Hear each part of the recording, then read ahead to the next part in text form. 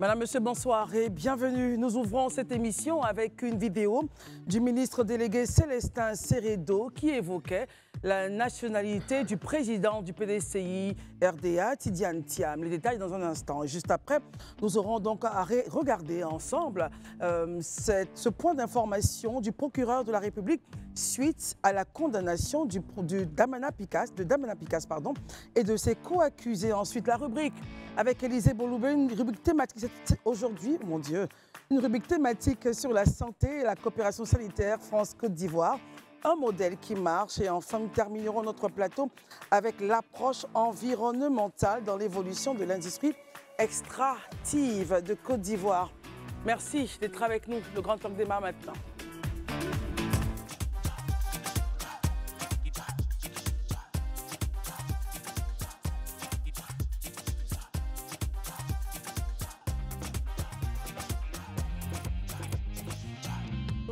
Merci d'être avec nous encore une fois ce soir. Madame, Monsieur, bonsoir et bienvenue. Ce soir, Pascal Soukir est avec nous. Pascal, bonsoir. Bonsoir Christelle. Merci d'être là. Élisée Boloubé, bonsoir. Bonsoir Christelle, bonsoir chers téléspectateurs. Je voudrais en tout cas féliciter mon frère Herman parce que je viens de constater qu'il a des talents d'humoriste. Je vais l'inscrire pour Bonjour 2026. C'est quitté où ça, bon, Élisée? Bonsoir Élisée. Herman Avoua, bonsoir. Bonsoir Christelle, bonsoir chers téléspectateurs. Très bien. Daouda Koulibaly, bonsoir. Bonsoir Christelle, bonsoir à tous et bonsoir chez vous. Marius Komoué, bonsoir et merci d'être là. Merci Christelle, bonsoir à tous et à toutes. Au cours d'un meeting dans l'ouest de la Côte d'Ivoire, le docteur Célestin Seredo, président du conseil régional du Guémon, ministre délégué auprès du ministre des Transports, a mis en doute les origines du président du PDCI, Tidiane Thiam. Une sortie qui alimente polémique. Regardez et nous décryptons dans un instant. Quelqu'un dont la maman est sénégalaise, dont le papa est sénégalais, parce qu'il a grandi chez Oufé, on dit que c'est notre frère. Or, Alassane même, qui a grandi dans sa maman de Guinée, on dit qu'il n'est pas ivoirien. Donnez-moi de quelle région appartient le nom Thiam en Côte d'Ivoire ici. Thiam, ça vient d'où? Pour le moment, c'est un avant-goût, je vous donne. Quand les campagnes vont s'ouvrir, je vais vous parler. Nous, là, on est dans la vérité. Bah, Thiam, là, je sais qu'en direct, on est en train de m'écouter. Daouda Koulibaly, vous venez donc de suivre avec nous cette vidéo du ministre délégué auprès du ministre des Transports, coordonnateur donc de la région de l'Ouest. Réaction, Daouda, du RHDP. Christelle, je pense que c'est triste, c'est malheureux que plus de 20 ans après, pratiquement, j'ai envie de dire, 2 décennies après, qu'on revienne encore à se retrouver dans cette question de nationalité. Mais ce qui est doublement encore plus triste, c'est que cela vient d'un cadre du RHDP. Parce que quand on sait que le président aujourd'hui en exercice a été victime de ces mêmes colibés, il n'est pas ivoirien, il n'est pas ceci, il n'est pas cela, même pour avoir un simple certificat de nationalité, c'était toute une problématique. Ils viennent parler de ça. Je trouve ça véritablement triste et je pense que le bureau du RHDP doit prendre des mesures conservatoires à l'endroit de ce cadre-là parce que les Ivoiriens n'ont pas besoin de ça. La Côte d'Ivoire n'a pas besoin de ça. Parce qu'il ne sert à rien de répéter les mêmes choses et s'attendre à un résultat contraire.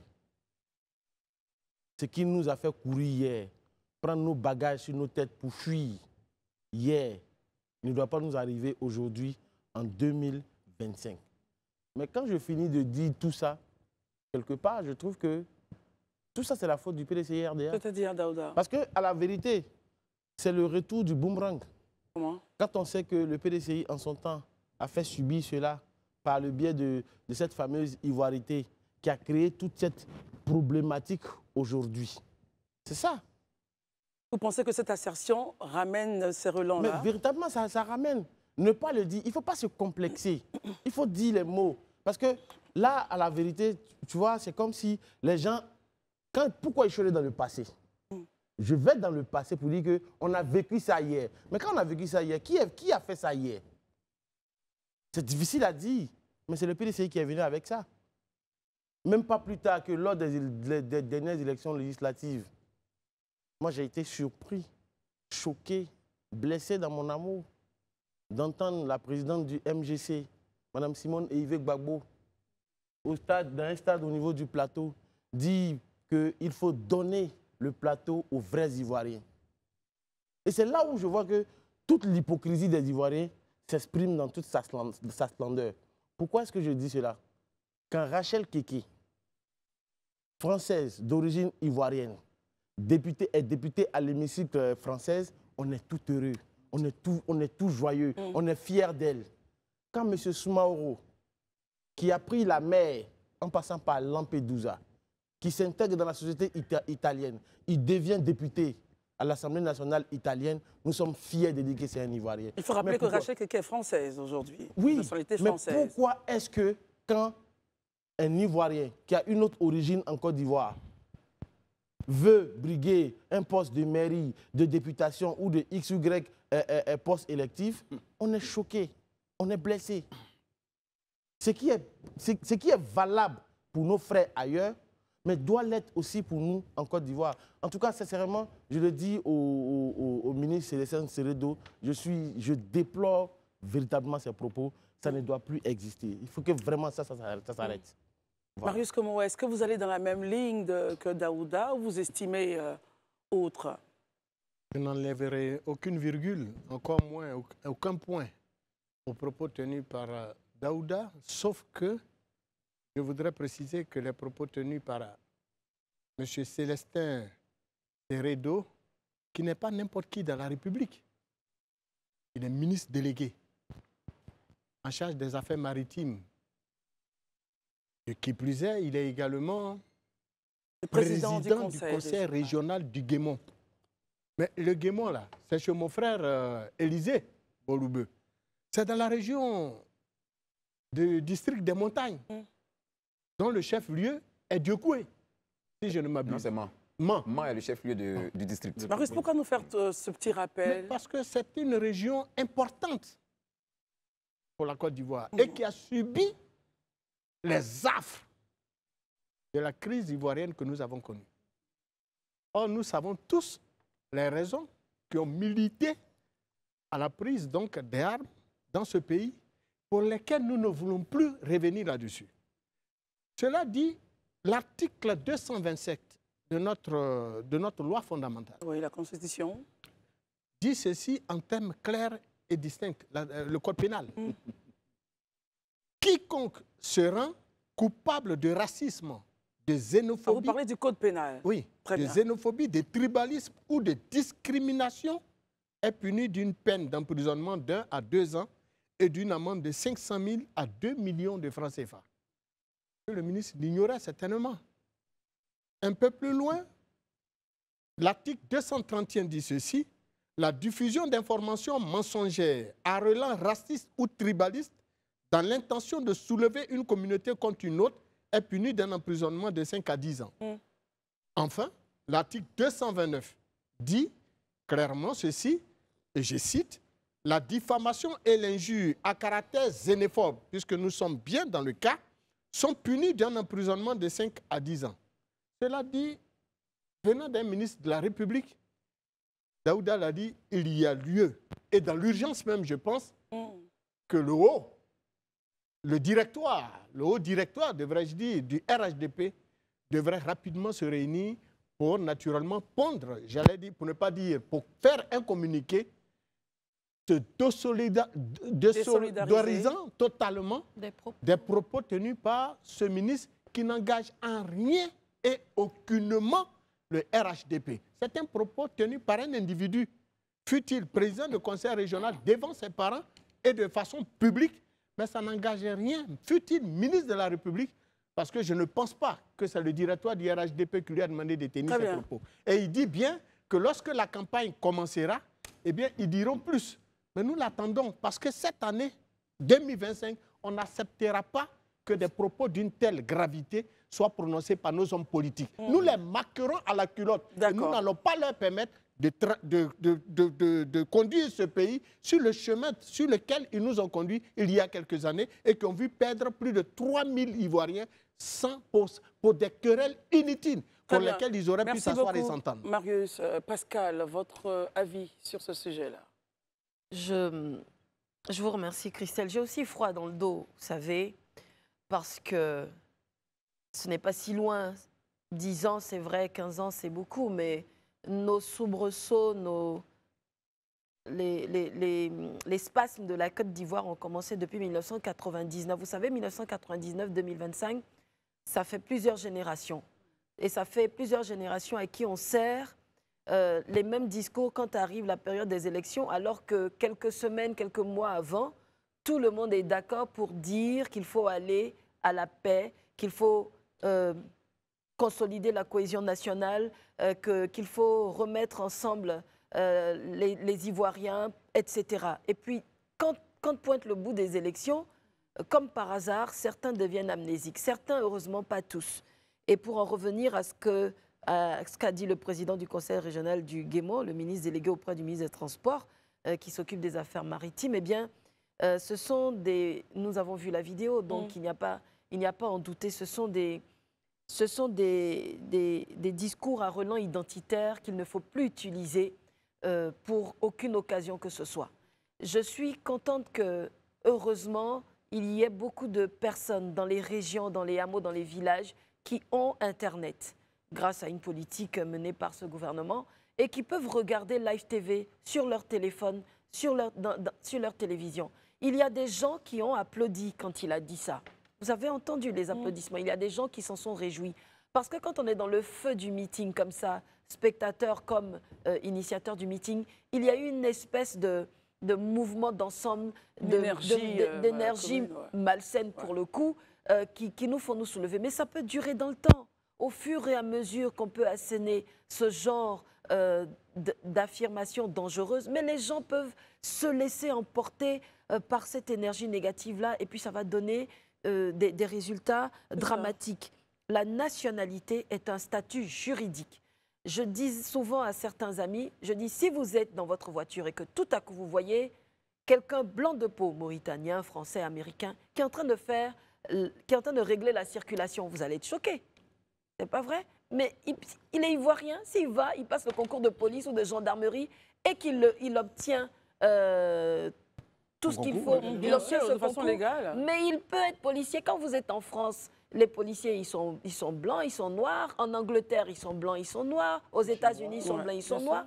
Mais n'importe qui a le statut juridique affirmant qu'il est ivoirien et qui remplit toutes les conditions prévues par la loi, la Constitution, et qui lui donne autorisation à exercer une fonction ou à être à un poste de responsabilité dans ce pays qui respecte ces conditions-là, a la possibilité donc d'être ivoirien. Donc il faut que les gens sachent qu'en fait, être ivoirien, là, ça n'a rien à voir avec la nationalité de ton papa, de ta maman, ça n'a rien à voir avec la consonance ethnique ou régionale de ton nom, ça a à voir à est-ce que la loi ivoirienne t'a délivré soit à la naissance, soit en cours de vie, la nationalité ivoirienne. C'est tout ça, la nationalité, et rien d'autre. Et j'aimerais terminer en évoquant l'héritage à la jeunesse. Vous voyez, la jeunesse a été sacrifiée pendant un long moment dans ce pays pour des querelles de ce type-là. Et aujourd'hui, on est en train d'essayer de lui léguer un meilleur héritage. J'en appelle à tous les jeunes qui sont souvent utilisés pour aller haranguer ou pour les marches, pour défendre des points de vue qui sont débattus là, tout seul, pour ce meeting-là, ou en salon. Et puis ensuite, quand il faut aller au charbon, ce sont les jeunes qu'on appelle. Qu'aucun jeune ne se laisse entraîner sur le chemin tracé par n'importe lequel des politiciens qui sera un chemin de diviser les Ivoiriens. Herman, votre commentaire justement sur cette vidéo que nous venons de voir. Bon, j'allais ajouter, je n'allais pas prendre tous les propos, parce qu'il y a certains propos de certains de mes confrères que je ne partage pas totalement. J'allais ajouter, pour ceux des propos que je prends pour moi, que je ne sais pas si le député, il sait qu'il est, enfin, le ministre Seredo, le président du conseil régional, ouais. il sait que on ne peut pas être plus roi et réaliste que le roi. Je dis ça parce que lui, ce n'est pas un militant de première heure du RHDP. Voilà, donc on se connaît plus ou moins en Côte d'Ivoire. Il y a sa première élection, je crois qu'il était parti en tant qu'indépendant. Après, il est venu.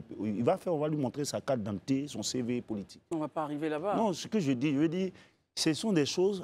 À la limite, il ne connaît même pas le parcours de son leader politique. C'est-à-dire? Mais le président de la République, le président Ouattara, ses partisans ont eu à lutter sur ces questions j'appelle de division. Tout le temps, ça, c'était le fer de lance de leur combat. Mais lui, il ne peut pas aujourd'hui être, j'aime bien le dire, être le chantre des choses que son parti politique, ou bien les précurseurs de son mouvement politique, reprochaient à tort ou à raison aux autres régimes. C'est à moins qu'ils ne...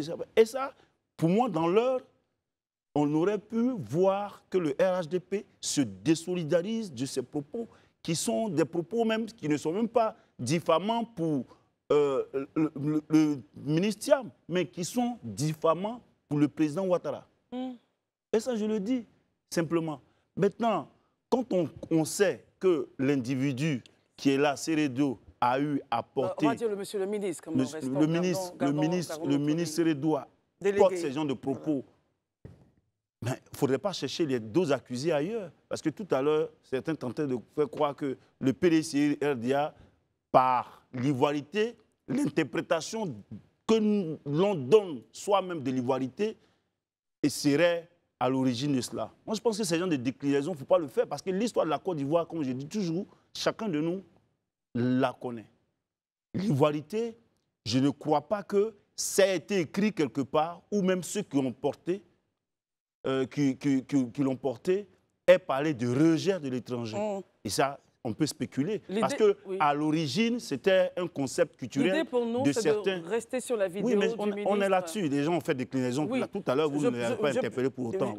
Il n'a pas continué, c'est pour ça que je n'ai pas réagi. Mais je ne souhaiterais même pas qu'on rentre dans les déclinaisons. Bon, donc, OK. Restons, je reste et je le dis en même temps pour Daouda, restons sur les points qui nous rassemblent. Comme c'est moi qui avais la parole, pour retomber sur mes jambes, c'est pour dire que ces genres de propos, il faut que le procureur de la République s'auto-saisisse de cela et puis qu'il puisse, heureusement, ce n'est pas un député, qu'il puisse connaître, qu'on lui rappelle les différents articles cités par Marius Komoué. Élisée Boloubeuf, on reste sur la vidéo, s'il vous plaît. Merci, allez-y. Je voudrais déjà prendre en mon compte tout ce que mes prédécesseurs ont dit concernant les différentes condamnations. Je pense que c'est l'attitude normale que, je dis, une personne rationnelle, pourvue de tout son sens, peut avoir, c'est de condamner ses propos. Moi, je le pense objectivement. Ce d'autant plus que, je le dis et je le répète, je pense que pour moi, sans faux fuyant, il faut à un moment donné qu'on puisse dire la vérité vraiment de façon crue. Christelle, en quoi s'appeler Seredo donne plus de mérite que s'appeler Thiam en Côte d'Ivoire? Objectivement, en quoi s'appeler Seredo donne plus de mérite que de s'appeler Thiam? En quoi s'appeler Élisée Boloubeuf donne plus de mérite que s'appeler Traoré? En quoi s'appeler Meledj donne plus de mérite que s'appeler Koulibaly? À un moment donné, il faut arrêter. Il faut vraiment qu'on arrête ça. Il faut qu'on arrête ça. Le président Thiam, c'est vrai, décide de briguer la magistrature. C'est son droit le plus absolu. Donc, on ne peut pas se reprocher, ou on ne peut pas se revendiquer ou fouettiste, et puis tenir de tels propos. Ça veut dire qu'on ne sait même pas l'idéologie qui incarne le parti. Parce que c'est un parti qui se revendique d'Houphouët-Boigny. Mais est-ce que vous savez la philosophie d'Houphouët-Boigny de la création de la nation? Il faut vraiment qu'on forme les cadres. Parce que là, aujourd'hui, à cette déclaration-là, moi, je comprends que ce n'est même plus une affaire des militants. Les militants, même on les met de côté, parce qu'ils ne sont plus formés que les cadres. Il faut vraiment qu'on regarde les cadres. Ça, il faut que je le dise de façon claire. Deuxièmement, pardon, je termine dessus. Je termine vraiment là-dessus. Je suis d'avis avec mes collègues sur le plateau. Je pense que pour une fois, l'occasion est donnée au chef de l'État, à la République, de mettre un là à la question des dérives sur la nationalité en introduisant une action judiciaire sur cette question.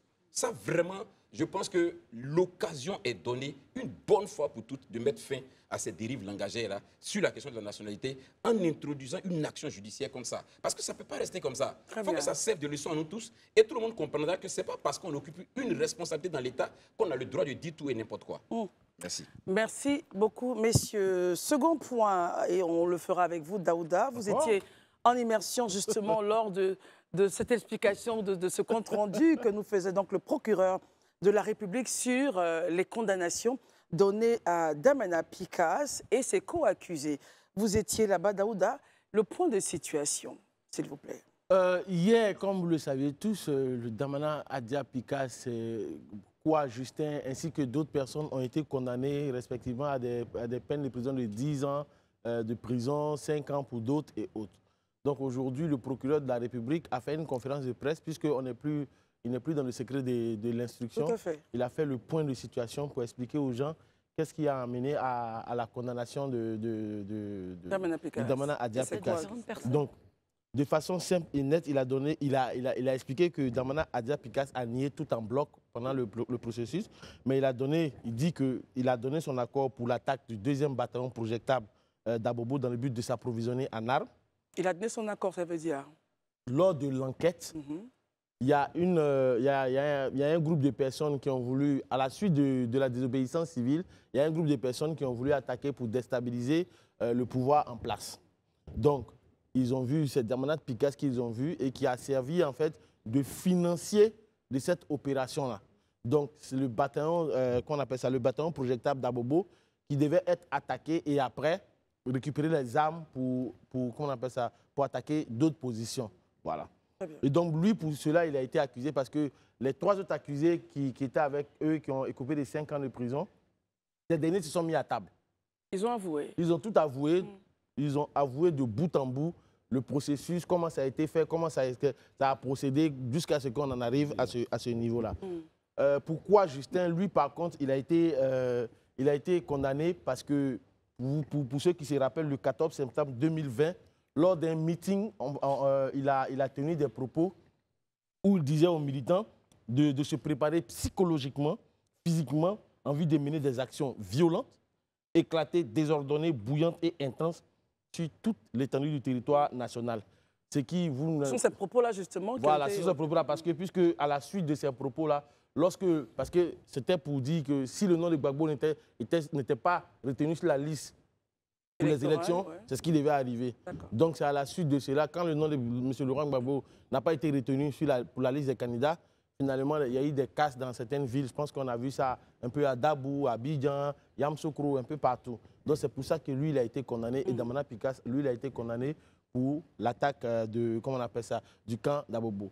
Maintenant, moi, quand j'ai fini de dire tout ça, après ça, il s'est prêté aux questions des journalistes qui lui ont posé plein de questions, notamment au procureur, notamment pourquoi est-ce que les gens ils sont condamnés à 10 ans de prison, mais ils ne vont pas en prison. Justement, c'est la question que j'allais vous poser. Voilà. À cette question-là, il a répondu que pour lui, dans son réquisitoire, il a requis 20 ans de prison ferme. Maintenant, la justice ivoirienne étant libre, les juges ont estimé que c'est 10 ans et qu'il n'y a pas de mandat de dépôt. Donc lui, il ne peut pas s'immiscer dans ce débat-là. Pour lui, il n'a rien à voir avec la politique. Pour explication, pour ceux qui nous regardent et qui ne comprendraient pas, quand on dit qu'il n'y a pas de mandat de dépôt, ça veut dire que la personne ne sera pas emprisonné. Il n'ira pas au pôle pénal et d'Abidjan, au PPA d'Abidjan, ou bien ex-Maca. Voilà. Maintenant, quand moi j'ai fini de dire tout ça, moi, ce que j'ai envie d'analyser, parce que je n'ai pas envie d'analyser ou bien de commenter une décision de justice. Une décision de justice, elle n'est pas sujet à commentaire. Donc, je ne peux pas commenter cela. Mais de mon point de vue, mon analyse à moi, c'est que quand j'ai écouté le procureur au vu des différents points qu'il était en train d'énumérer, j'ai compris qu'en fait, notre armée, aujourd'hui, elle est plus ou moins, j'ai envie de dire, elle est républicaine. C'est-à-dire? Parce que les personnes qui devaient attaquer ont contacté d'autres soldats dans d'autres camps militaires pour que ces personnes-là puissent les aider lorsque eux, ils allaient commencer l'attaque. Malheureusement, leur position a été infiltrée, donc ils étaient attendus de pied ferme. Parce que je me rappelle, si on était encore dans les années 99, 2000 et autres, ça serait parti en vrille. Mais bon, ces personnes-là ont remonté l'information à leur hiérarchie pour qu'on puisse les attendre. Et je me rends compte aussi que la sécurité, en fait, est un point de mire pour l'État ivoirien. Et pour moi, c'est déjà une très, très bonne chose. Et pour l'autre point, je ne souhaiterais pas commenter parce que c'est une décision de justice. Je ne la commande pas. Marius, après donc le point de situation de Daouda, analyse? Décision de justice, faut-il la commenter? Non, pas commenter la décision de justice. Je fais l'heureux constat. Voilà. Sinon, je fais d'abord le même constat de ce que les deux inculpés ont été condamnés. Parce que c'est vraiment cela aujourd'hui. À 10 ans d'emprisonnement ferme, là où monsieur le procureur avait demandé 20 ans. Je connais bien le procureur, M. Brahma, qui est un brillant magistrat, avocat hors hiérarchie. Mais j'ai fait aussi le constat de ce que la défense a exprimé ses inquiétudes à la suite donc de ce procès et même a traité le procès d'inique et ont annoncé faire appel. Ce qui veut dire que pour nous, en attendant donc que l'effectivité de cet appel soit une réalité, nous restons donc sur notre fin, puisque les avocats de défense ne reconnaissent pas du tout les accusations qui ont été fondées contre les condamnés. Et ils ont même été plus loin en disant que, et j'ai bien écouté les propos de l'avocat de défense qui après le rendu du tribunal, s'est prononcé en disant qu'aucune preuve véritable n'a été montrée, n'a été attestée durant tout le procès contre les clients. Alors nous pensons que l'appel pourra certainement nous situer tous sur les différentes positions et éclaireront une fois pour toutes les Ivoiriens. Donc nous restons donc jusqu'à preuve du contraire sur notre fin. Très bien. Herman, vos analyses justement sur... Moi là-dessus, je crois qu'au dernier round sur le sujet, je me suis longuement exprimé sur ce que je pensais de ce procès. Ma conviction n'a pas changé. Je préfère ne pas répéter cela, puisque dans tous les cas, il y a eu une condamnation, le procès, le verdict a été donné. Donc, je reste sans commentaire, je reste sur mes propos de la dernière fois. Élisée Boloubeu. Je note que le verdict comparé au réquisitoire du procureur est plutôt clément, parce que le procureur avait requis 20 ans ferme. On se rend compte que plutôt, du moins la Cour a préféré 10 ans, et puis bon, sans mandat de dépôt. On est tous devant les faits. Moi, je veux juste relever un fait. Allez-y. Deux faits. La première chose, c'est que je constate que dans ce pays, les politiques ont tous les droits et n'ont aucun devoir. C'est-à-dire, Élisée? Il n'y a jamais un politique, que ce soit sous ce régime, sous le régime précédent, qui ait fait face à la justice et qu'on trouve que la justice a dit le droit. Chaque fois, c'est politique. Chaque fois, c'est politique. Quand on a arrêté à l'époque les dirigeants du RDS, c'était politique. Quand on a arrêté certaines personnes sous prétexte qu'il y avait volonté de déstabiliser, c'était politique. Aujourd'hui encore, c'est politique. En Côte d'Ivoire, les politiques, eux, ne doivent jamais être face à la justice. Parce qu'ils sont face à la justice, c'est un procès politique. Eux n'ont pas droit à être devant la justice. C'est-à-dire, eux, ils ont tous les devoirs, tous les droits de la terre, mais ils n'ont aucun devoir. C'est-à-dire, c'est nous les citoyens qui devons tout subir. Eux, ils n'ont droit à rien. C'est la première chose que je note. Ça, je le dis en écoutant déjà le plaidoyer des avocats, c'est-à-dire que de la défense, qui est identique au plaidoyer d'une défense sous un autre régime. Oui, Marius a rapporté les propos. Donc ça, c'est le constat qu'on fait. Les politiques, eux, ne sont jamais responsables de quoi que ce soit. Eux, ils sont toujours victimes. Ça, c'est le premier constat que je fais. Le second constat que je fais, c'est que c'est dommage de le constater, mais tous ceux qui prennent toujours, ou bien qui embouchent la trompette de « nous sommes des démocrates », mais dans le fond, ne le sont pas. Comment cela, Élisée? Mais c'est très simple. Sur ce plateau ici, chaque fois qu'on fait un exercice de critique, mais allez-y voir sur les réseaux sociaux après, tous ceux qui se revendiquent être des démocrates, mais il suffit que juste vous titillez un de leurs leaders ou de leurs proches, mais vous entendrez ce que vos aïeux n'ont jamais entendu. Mais quel est le rapport? Pourquoi vous en parlez justement? Parce que justement, les gens ne sont pas démocrates, les gens sont allergiques à la critique. Les gens ne veulent pas comprendre. C'est-à-dire qu'ils sont toujours prêts à dire qu'ils sont démocrates, mais quand on dit, oh, mais qu'est-ce qui confère la démocratie? La démocratie, c'est les institutions. La démocratie, c'est le respect des institutions. La démocratie, c'est les critiques. La démocratie, c'est les échanges. Vous pensez que justement, le compte-rendu donc fait par Daouda nécessite que vous ayez ce point sur la démocratie? C'est important qu'on ait ce point sur la démocratie. D'accord. C'est important.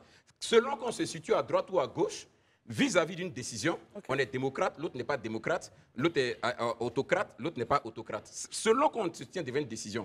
Et ça, je pense qu'il faut que ça s'arrête. Soit on est démocrate, soit on ne l'est pas, et puis on laisse vraiment la République fonctionner tranquillement. Il ne faut pas qu'on donne l'impression d'être démocrate, et puis en réalité, on est allergique aux critiques, on est allergique aux interpellations, et on pense qu'on a tous les devoirs, mais on n'a aucun droit. Pardon, on a tous les droits, mais on n'a aucun devoir. Ça, franchement, il faut que les politiques se reconvertissent et comprennent qu'ils ont beaucoup plus de devoirs même que les citoyens, et ils ont moins de droits que les citoyens. Pascal Souquier, votre point de vue justement sur le compte-rendu de Daouda et tout ce qui s'ensuit. Mon point de vue, c'est que Daouda nous a posé le cadre du procureur de la République, mais les avocats aussi. Je pense que la loi en Côte d'Ivoire ne l'interdit pas, sauf mon erreur, de faire aussi une conférence de presse. À la suite, dans le cas de la défense. Oui, dans le cas de la défense, il y a des avocats qui, après des décisions de justice, peuvent aussi, je pense, venir éclairer la presse sur ce qu'ils estiment être des failles, des vices de procédure ou bien une justice rendue pas dans la limite ou dans la mesure de ce qu'ils pouvaient en attendre, et donc expliquer les choses. Parce que je me rends compte à la lecture des différents rapports que autant le procureur a expliqué en détail les éléments qui fondaient l'accusation, et ben, autant quand je lis en face, je n'ai pas assisté au procès, mais je vois juste qu'on dit que c'est politique et qu'il n'y a que l'accusation est vide. Mais qu'est-ce qui fait que cette accusation est vide? On ne l'a pas. Par contre, on a les détails sur le fait qu'il y a eu quatre morts, 3 parmi les assaillants, et que ces 3 morts étaient morts blessés du côté des voilà, 4 victimes. Et que ces assaillants-là, les 3 morts, étaient des Libériens. Ça, c'est ce qu'on apprend aujourd'hui des informations qui en ressortent. Que font des Libériens dans des attaques de nos casernes, de nos camps de gendarmerie? C'est des choses que peut-être l'appel qui sera lancé qui sera demandé par les avocats va peut-être aussi venir éclairer. Mais en tout état de cause, on l'a dit ici tous, on ne commande pas les décisions de justice. Mais je me rends compte que le réquisitoire du procureur, c'était 20 ans. Que ça n'a pas été du juge, c'était 20 ans, il n'a pas été suivi par les juges. Que les accusés, enfin les condamnés pour le coup, sont sortis libres du tribunal. Le juge d'instruction, qui est un juge enquêteur depuis le début, aurait pu demander un mandat de dépôt puisqu'il en a la possibilité s'il estime que les faits concordants étaient assez graves pour le faire. Pourquoi il ne l'a pas demandé? Pourquoi il ne l'aurait pas demandé selon vous? Parce que finalement, cette justice-là, elle est indépendante. C'est ce que j'en tire aujourd'hui. C'est la même chose pour moi. Et même quand je dis finalement, c'est péjoratif parce que ce que dit Élysée fait écho à ce que je pense. On est toujours en train d'accuser la justice d'être d'un bord ou d'un autre. Mais aujourd'hui, vous voyez, dans ce procès-là, le juge n'a pas suivi le procureur, l'accusé est arrivé libre, est reparti libre, le tribunal n'a pas décerné un mandat de dépôt et les avocats de la défense vont faire appel et avoir droit à un autre procès où ils pourront faire ressortir d'autres éléments probants pour défendre les différents accusés. La justice fonctionne, tout simplement. Daouda, vous avez un autre point à faire là-dessus? Non, rapidement, ce que j'aimerais dire à Christian, c'est qu'au sorti... À Pascal, peut-être. Pardon.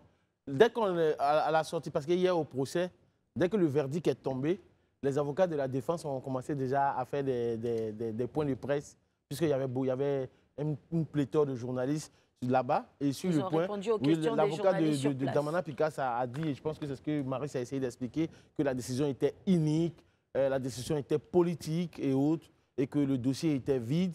Mais ça, c'est à chaud. Vous voyez que le procureur, il a pris le temps de venir le lendemain avec des éléments de détail. Et je pense que ça, c'est quelque chose qu'on peut attendre. Mais en réalité, je pense que c'est l'avocat... Si on n'a pas assisté au procès. Voilà, l'avocat de la défense, ça c'est de leur ressort. C'est eux qui doivent organiser aujourd'hui une conférence de presse à l'endroit des journalistes pour donner aussi les détails les minutes du procès, pour que tout le monde sache véritablement ce qui se passe dans le fond du procès. Moi, personnellement, sur le coup... Très bien, Daouda, on termine.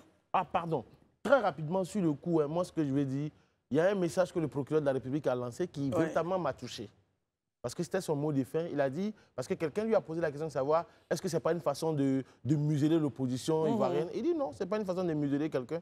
Il dit que c'est un signal, que c'est un hasard de calendrier que le procès s'est tenu en ce moment-là. Oui. Mais une chose est certaine, c'est un signal fort qu'il envoie à tous les hommes politiques de Côte d'Ivoire, ceux qui tiennent des discours, ceux qui posent des actes. Il ne faudrait pas qu'ils se disent que les actes qu'ils posent, les propos qu'ils tiennent vont rester comme ça en perte et profit, en fait. Parce que quand tu finis de les tenir, après, il faut pouvoir assumer les conséquences. Et je pense que les Ivoiriens n'ont pas besoin de ça.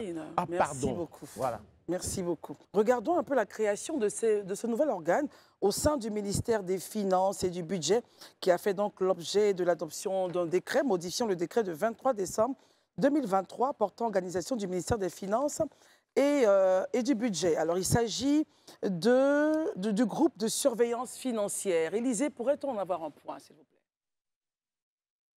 À l'issue du Conseil des ministres, que l'information est tombée, la création de cet organe-là. Élisée, votre micro, soyez habitué à ça pour aujourd'hui. En tout cas, excusez-moi, je n'ai pas l'habitude de tenir le micro en main, mais bon. Pas grave, ça va passer. Donc, je disais que c'est hier, lors du Conseil des ministres, que l'information a été donnée de la création de cet organe. Je pense que la création de cet organe vient à point nommé. Hein, quand on voit un peu l'actualité de notre pays, vous savez que nous avons été inscrits sur la liste grise de la GAFI. Bien sûr. Voilà, et la GAFI, donc, est cet organe-là qui gère tout ce qui est, je vais dire, blanchiment des capitaux liés aux actes terroristes et tout ça. Donc, il nous a inscrits sur cette liste noire-là, sur cette liste grise, pardon. Voilà, donc, cela implique de notre part déjà qu'il y a, comme je le dis, hein, peut-être qu'il y a une bonne volonté, mais il y a des failles dans le système. Ça, c'est clair, il y a des failles dans le système.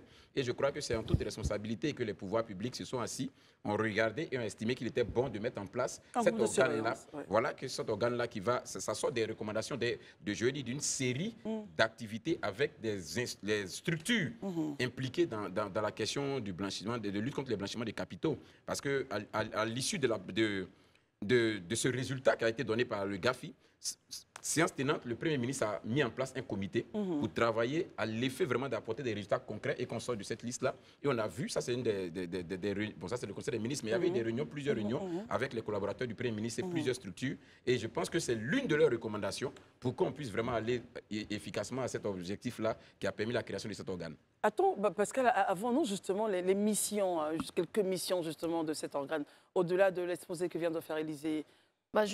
J'imagine que la création de cet organe au sein du ministère des Finances et du Budget, vous l'aviez dit, résulte de l'adoption d'un décret qui modifie le décret du 23 décembre 2023 qui porte déjà organisation de ce ministère, mais qui vient également avec l'ensemble de ses missions créer un cadre légal et réglementaire pour que les lois mises en place, eh bien, cet organe-là se les approprie et fasse en sorte qu'elles soient appliquées. Qu'il renforce donc, qu'il soit une courroie qui renforce la fluidité de coopération entre les différentes institutions financières, parce que vous savez, on parlait de failles du système, mais on peut avoir mis en place un certain nombre de mécanismes et qui ne se télescopent pas forcément entre eux et qui parfois il y a des failles au niveau de la distribution de l'information, des actions de répression et puis tout simplement des opérations coercitives. Les mécanismes de blanchiment et de financement du terrorisme sont complexes parce que les gens en face, ce ne sont pas des enfants de cœur. Et donc, cette nouvelle disposition montre que l'État, en tout cas les pouvoirs publics, sont à l'écoute des institutions internationales parce que nous aimons brandir nos résultats ou nos classements quand nous avançons, comme dernièrement sur certains points de classement internationaux. Mais quand ils sont mauvais aussi, eh bien, il faut pouvoir prendre des mesures afin que des dispositions soient prises pour y pallier. Élisée, je reviens avec vous s'il y aura des secteurs à surveiller justement pour ce groupe de surveillance. Oui, il y a des secteurs à surveiller. Déjà, il faut noter que son rôle, en tout cas... Élisée, le micro bleu. Désolé. Voilà, je dis qu'il y a beaucoup de secteurs à surveiller aujourd'hui. Et puis, au-delà de ça, il faut retenir que cet organe aussi est chargé d'organiser, de gérer les contrôles des assujettis, mais surtout de faire appliquer les sanctions relevant de la compétence de la Direction générale des douanes.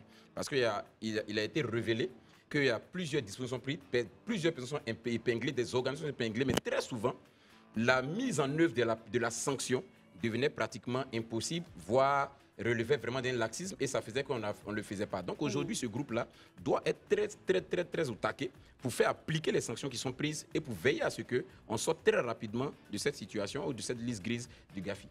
Très bien, messieurs. Merci beaucoup. On se retrouve dans quelques instants. À tout à l'heure. Merci d'être avec nous pour la seconde partie de ce temps d'antenne. Ce plateau a quelque peu changé. Voilà, Herman nous a quittés. Nous a rejoint le président du Gondwana, en même temps président de son parlement, en même temps ministre. Tout. Il est tout. Chef des armées. Le chef des armées en même temps. Des prisons aussi, surtout. Ministre des bonnes affaires. Le premier magistrat de ça. Voilà. Très bien. Nous aurons à prendre langue avec lui juste dans un instant. Avant, nous allons écouter Élisée Boloubeu pour sa rubrique thématique aujourd'hui. Il nous parlera de la coopération sanitaire entre la France et la Côte d'Ivoire, un modèle qui marche, Élisée. Oui, Christelle, avec l'actualité depuis l'avènement du président Trump, avec la suspension de l'USAID, des activités de l'USAID, vous savez que la question sanitaire devient de plus en plus cruciale. Nous avons voulu aujourd'hui jeter un regard quand même sur cette coopération qui existe entre la France et la Côte d'Ivoire. On n'en parle pas suffisamment assez dans le secteur de la santé, mais c'est une coopération qui marche. Nous en voulons pour preuve que de 2013 à 2020, le secteur de la santé a été financé à hauteur de 106 milliards de francs CFA grâce au CDD 1 et CDD 2. Vous savez, c'est quoi le CDD? Le contrat de désendettement et de développement, qui est ce modèle mis en place là, de modèle très intelligent mis en place par les gouvernements ivoiriens et français, qui reconvertissent la dette en financement de projets et en développement. Donc, dans le cadre de ce CDD 1 et CDD 2 là, c'est plus de 106 milliards de francs CFA qui ont été investis dans le secteur de la santé. Mais on ne s'est pas arrêté juste au financement. Il a été aussi question de la réhabilitation d'infrastructures de soins. Et sur cet aspect, en 2018, figurez-vous que plus de 1200 milliards de francs CFA ont été investis par l'AFD, l'AFD c'est l'Agence française de développement, dans les infrastructures sanitaires en Côte d'Ivoire. En mai 2024, à cet effet, un accord a été signé entre la Côte d'Ivoire et la France pour un financement de 36,5 millions d'euros pour l'appui de la mise en place des ressources humaines en santé. On peut aller sur la slide 4, toujours dans le cadre de la réhabilitation d'infrastructures de soins. Vous avez vu que le CDD a financé la réhabilitation des antennes de l'INFAS. Oui. L'INFAS, c'est l'Institut national de formation des agents de santé, à Boaké, à Korogo et à Boasso, et à l'ouverture d'une UFR des sciences de santé à l'université de Bondoukou. En plus de financer les infrastructures, en plus de financer tout le dispositif, cette coopération aussi a porté sur la disponibilité des médicaments. Et dans ce cadre-là, il y a eu un appui de l'AFD toujours, à hauteur de 10 milliards de francs CFA pour renforcer l'approvisionnement en médicaments dans le cadre du CDD, toujours du contrat de désendettement et de développement. C'est cela. Aussi, il a fallu créer un club entre praticiens pour aider vraiment à suivre, je dis, ce financement et puis à poursuivre cette coopération-là pour la rendre encore beaucoup plus efficiente. Et donc, un hub franco-ivoirien de 13 entreprises françaises a été mis en place, engagé dans le secteur de la santé pour accompagner toutes ces actions-là et permettre qu'elles durent dans le temps, parce qu'il ne s'agit pas juste de faire une action ponctuelle, mais il faut veiller à ce que ça dure dans le temps. Et enfin, il y a eu aussi un financement à travers le projet Précède-Si 2, financé à hauteur de 1,74 million d'euros dans le cadre également du CDD 2 et qui vient renforcer sur 3 ans la recherche ivoirienne, notamment dans le secteur de la santé. Comme vous l'aurez constaté, depuis quelques années quand même, en tout cas à travers le CDD, le contrat de désendettement et de développement, il y a une véritable coopération en matière sanitaire entre la France et la Côte d'Ivoire. À côté de ça, il faut aussi relever les évacuations sanitaires. On en a officiellement entre 30 et 40 chaque année de la Côte d'Ivoire vers la France. Et tout ça, c'est dans le cadre de cette coopération. Sinon, en réalité, ça allait être beaucoup plus difficile. Donc, c'est un exemple à saluer et à louer. Ce n'est pas tous les jours qu'on a de telles coopérations. Parfois, c'est vrai de mettre l'accent et le doigt sur ce qui ne marche pas, mais aussi souvent, il faut relever ce qui marche et encourager pour que certains puissent suivre l'exemple. Merci. Merci, Élisée. Donc, nonobstant l'arrêt de financement au niveau de l'USAID juste pour 90 jours, la Côte d'Ivoire arrive à s'en sortir. C'est ce que vous dites? Bien sûr. Parce que la Côte d'Ivoire a tissé d'autres coopérations avec d'autres partenaires qui lui permettent aussi de continuer à maintenir son système de santé à flot. Merci beaucoup, Élisée. Revenons au président, son Excellence Maman, qui est avec nous. Alors, vous êtes là pour nous parler de Abidjan, capitale du rire. Oui. Ça fait déjà 10 ans. Ah oui, 10 ans. 2015, 2025. le plus grand festival d'humour d'Afrique francophone, eh ben, c'est Abidjan, Abidjan, capitale du rire. Quand on a commencé, vraiment, on ne se voyait pas 10 ans après, quoi. Après, ouais. Oui, et là, on a fermé les yeux, on les a rouverts. Voilà, 10 ans. On a tenu. C'est Assalfo qui me disait, lui qui a le FEMUA, il m'a dit, tenez bon, dès que vous avez passé la 3e édition, c'est bon, vous êtes lancé. Vous êtes lancé. Et donc, on a tenu, on a passé les 3e éditions, maintenant la 10e édition. C'est comme un enfant qui a 10 ans, quoi. C'est là qu'il commence à coûter cher. Très bien, alors on a un tour de table à faire avec nos amis. Félicitations, j'espère que cette fois-ci, vous me donnerez des cartons d'invitation. Oui, mais bon, c'est pas un bon exemple. Il faut que les gens achètent le billet. C'est 15 000 francs. C'est rien, 15 000 francs. 15 000 francs, donc, hein? Oui. Oui, mais quand même. Juste la robe rouge, là, ça peut acheter 10 tickets. Oh non, la robe coûte 14 500. Bon, je vais rajouter 500 francs. Donnez-moi les 500. Voilà. Mais plus sérieusement, en 10 ans, comment l'humour ivoirien... Comment vous voyez l'évolution de l'humour ivoirien? Est-ce que on a maintenant des professionnels de l'humour qui comprennent que les choses peuvent aussi s'écrire et que malgré la spontanéité qu'on peut attendre d'un humoriste, c'est un vrai métier? Oui, c'est pour ça. Donc, en fait, moi, je raisonne avec toute l'équipe de Gondwana City Productions. On raisonne en termes d'humour africain. Aujourd'hui, l'humour ivoirien est devenu l'humour africain. Abidjan est devenu la capitale. D'ailleurs, c'est le nom du festival. C'est ça, la capitale de l'humour africain. Et c'est la capacité d'accueil de la Côte d'Ivoire. Ça montre ça. Non seulement il y a la capacité d'accueil, mais l'humour ivoirien est entré dans le langage commun au Cameroun, au Niger, au Sénégal. Et en 10 ans, on a vu ça. Moi, je faisais ma carrière en France. Donc j'ai décidé de revenir en Afrique. Je n'ai pas fait de bruit. Donc les ripates, là, je fais partie des premiers. Et j'ai créé la société Gondwana City Productions, qui est une société de droit ivoirien. On a fait le Parlement du Rire, Abidjan, capitale du rire. Tout ça pour professionnaliser le milieu, parce que l'humour est une chose trop sérieuse pour la laisser aux mains de plaisantins. C'est ça. Voilà, c'est pour montrer donc, que les humoristes, c'est un métier. Donc il faut un contrat, il faut des cachets, il faut l'écriture. C'est sur la base de l'écriture qu'on sélectionne nos humoristes, et pour Abidjan, capitale du rire, et pour le Parlement du rire. Très bien. Messieurs, on va faire un tour de table assez rapide. Oui. Élisée Président, pour les 10 ans, qu'est-ce qui est prévu au menu? Parce que 10 ans, quand même, c'est un âge de maturité pour une production telle que Abidjan, capitale du rire. En fait, chaque année, on a 3 spectacles, vendredi, samedi et dimanche. Et on met un point d'honneur au niveau de la direction artistique de ne jamais... Bon, c'est facile l'humour aujourd'hui. Tu as une scène, tu réunis 10 humoristes et tu les lances. Bon, maintenant, vous allez voir un tel. Il vient, il fait son sketch, il s'en va. À Abidjan, capitale du rire, on fait une écriture, ce qui fait que chaque année, aucun spectacle ne ressemble au précédent. Donc le vendredi 21, on a l'habitude d'aller au Gondwana Club, qui est à l'hôtel Pullman. C'est le comédie club qu'on a créé. Il a 6 ans aujourd'hui. Il y en a d'autres qui sont venus, ils ont fermé, mais nous, on tient 6 ans. Et donc, il y a tout un plateau, les meilleurs du stand-up africain qui sont là. Le lendemain, le samedi 22, c'est le Magnifique qui fait son one-man show. Bon, les gens connaissent le Magnifique, il est là depuis longtemps. Mais ce spectacle est extraordinaire, il est touchant parce que le Magnifique raconte sa vie. Il raconte sa naissance, comment l'école dans son village à l'ouest de la Côte d'Ivoire, à Tiessan, un village à l'ouest. Puis comment un village Wobé. Voilà, il est Wobé déjà.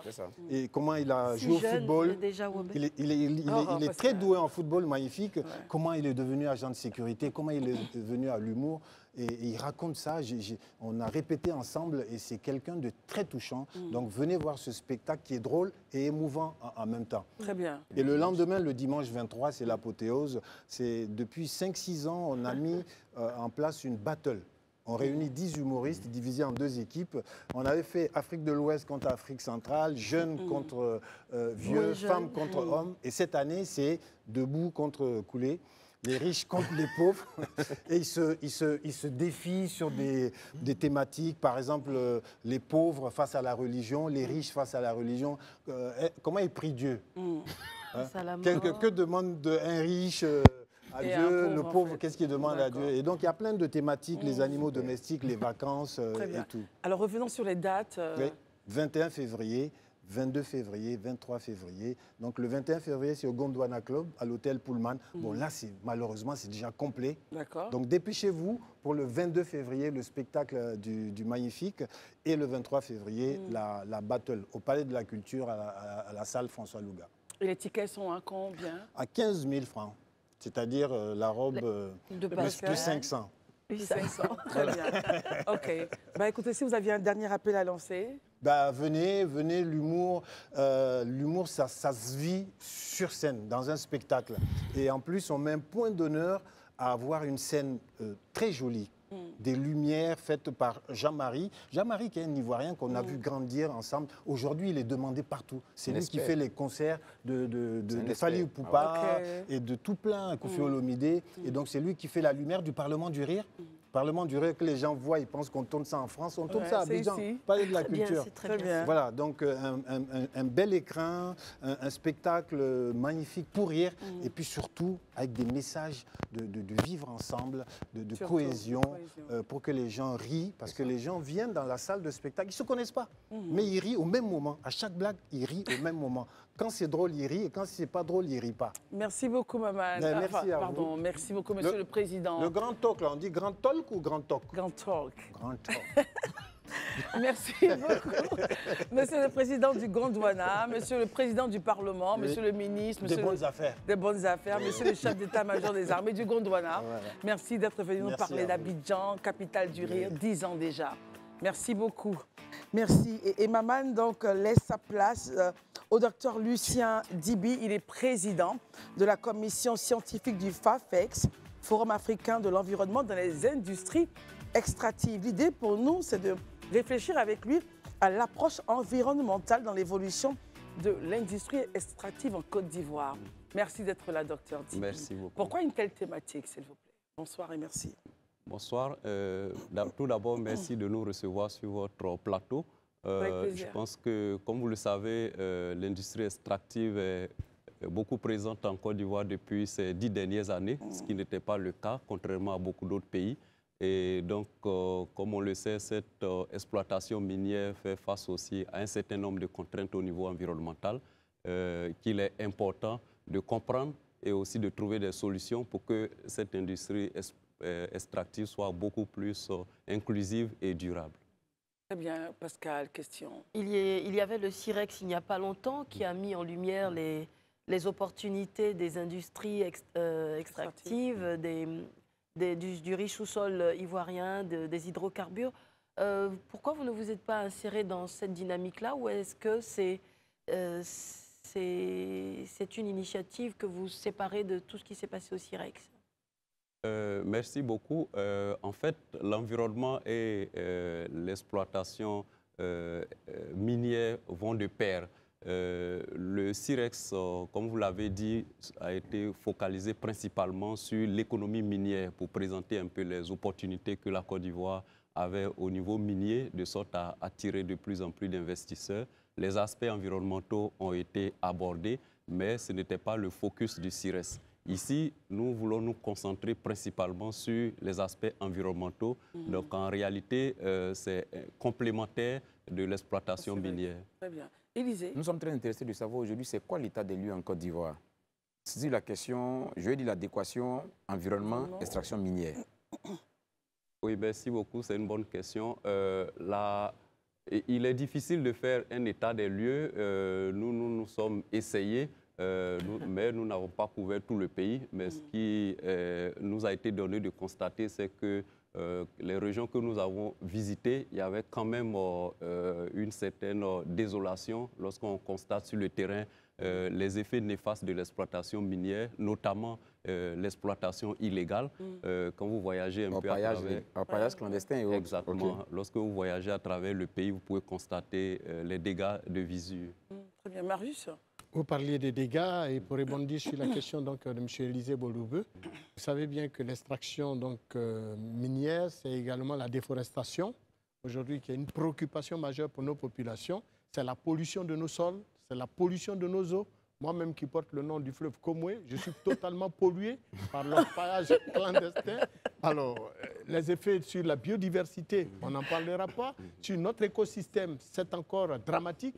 que fait véritablement votre entité pour naturellement amener les uns et les autres à comprendre que leur paillage clandestin et encore l'extraction minière constitue, si l'on y s'y prend sérieusement, un danger pour un pays et pour ses populations. Réaction? Notre entité est une entité assez jeune. Je dois dire que notre ONG existe depuis 2020, mais nous avons véritablement commencé nos activités en 2021. Ouais. Et nous avons commencé par faire un état des lieux sur un certain nombre de zones. Et ensuite, nous avons mis en place un projet pilote de démonstration de la possibilité de réhabiliter les sites qui sont dégradés par l'orpaillage. Okay. Donc, pour dire qu'en fait, c'est une problématique qui existe, mais il y a des solutions. Et notre rôle, c'est de montrer que ces solutions existent. Et nous allons y revenir sûrement, mais nous organisons justement un forum dans lequel nous voulons amplifier ce message à la population, non seulement vis-à-vis des conséquences de l'extraction minière, mais aussi des solutions qui existent pour endiguer ce phénomène. Daouda? Je pense que vous allez vous réunir bientôt à Yamoussoukro. Oui, c'est pour ça que vous êtes là. Oui. Donc, par quoi est-ce que sera meublée cette rencontre? Je dois dire que cette rencontre va démarrer d'abord la journée du 18 février par une formation, une journée de formation autour de 2 thèmes. Un thème qui va concerner les artisans miniers et ceux qui font l'exploitation semi-industrielle, qui va porter notamment sur les aspects environnementaux au niveau de l'extraction artisanale et semi-industrielle. Et ensuite, une formation qui concerne principalement les grandes mines, où on va aborder notamment les thématiques de calcul des coûts de la réhabilitation, de sorte à ce qu'ils soient sensibilisés vis-à-vis de cette problématique.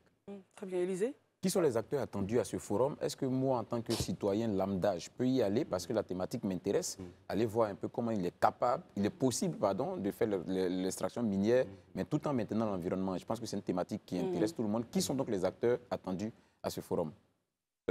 Tout le monde est attendu à ce forum. Tout à l'heure, en venant ici, j'ai été informé qu'on avait pris la salle de 400 places au niveau de la fondation, mais je pense qu'il y a une activité des sénateurs, donc ils vont nous déplacer dans la salle de 2000 places. Donc là, là c'est ouvert maintenant. Là. Voilà, c'est ouvert, tout le monde est attendu, mais on doit dire que c'est principalement d'abord les pouvoirs publics, les décideurs, parce qu'on va parler de cadre réglementaire, mais c'est aussi les acteurs qui sont impliqués dans l'extraction minière, de sorte à ce qu'ils comprennent un peu la réalité du terrain, mais aussi on a des invités participants qui viennent de l'extérieur de la Côte d'Ivoire, qui vont venir partager leur expérience au cours de cet atelier.